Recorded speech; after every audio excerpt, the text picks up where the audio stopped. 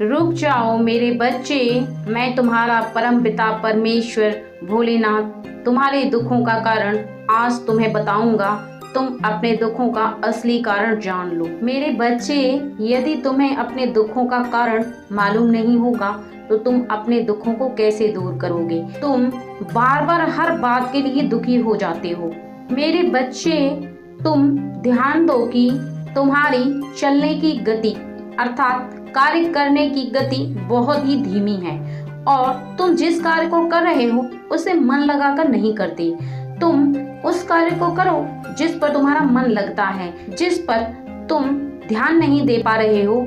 यदि तुम उस कार्य को करते रहोगे तो तुम निश्चित ही दुखी रहोगे, क्योंकि वह कार्य तुमसे होगा नहीं और तुम कर नहीं पाओगे तो निश्चित ही दुख उत्पन्न होता है।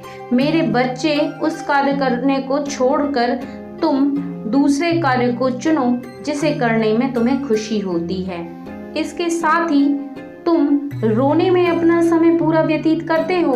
रोने की बजाय प्रसन्न रहना सीखो। जीवन में यदि तुम्हें कुछ हासिल करना है तो तुम जितना ज़्यादा खुश रहोगे उतना ही तुम्हारे सभी कार्यों में तुम्हारा मन लगेगा और सभी कार्यों में जब तुम्हारा मन लगेगा तो तुम हर कार्य को पूर्ण कर पाओगे। इसलिए चिंताओं से मुक्त होकर तुम कार्य पर ध्यान दो। मेरे बच्चे, जीवन में यह आवश्यक नहीं कि तुम कौन से रास्ते को चुनते हो, बल्कि आवश्यक यह है कि तुम जिस रास्ते को भी चुनते हो उसकी मंजिल तुम्हें प्राप्त अवश्य होनी चाहिए।